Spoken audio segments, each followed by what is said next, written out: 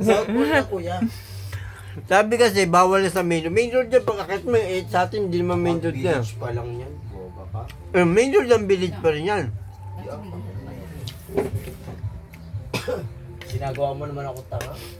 Tapon mo na yan, bili ka ng motor. Bili ka ng motor. Ito na ano. Hindi ko makita. Tricycle. Kurap-kurap na naman yan. Hindi ko makita.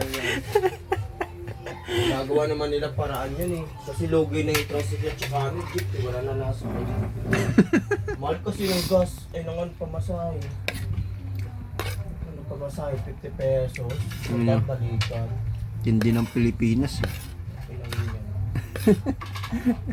Bagsak ng negosyo. Kaya nga nagsasarili Hindi naman. namin ibigay. Ano, anong baboy?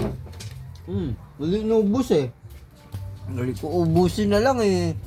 Ano man. Hindi na kayo pwede mag-e-bike kasi huli na kayo ng pulis. Kukulong na kayo, mga bata makukulit na naman kayo. Kasi ko, di na nga sabi ng pulis yung e-bike, bawal lang. Aray ko. Aray ko. Pabenta mo na yung kay Balay, sabi mo. Wow. Hindi yan. Para di na sila mag-away ni Beshi dyan. Bago pinag-away na naman sila. Oo, ganda.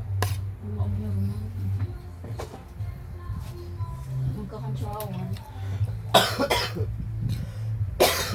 Ano ba sabi?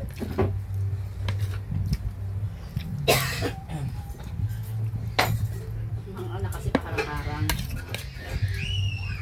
Ayan ma, mga anak niya, hindi niya sinasaway. Pinasagasaan niya. Sino sabi niya? Si Vanessa. Tapos? Gusto niyo, bumayan kayo. Alam mo naman, may mga laman lagi ang salita niya. Kaya kahit kita niyo na may dadaan, hindi niyo pa rin sinasaway. Hindi naman talaga nila ano. Ito man kasi si Ate Lala ng isang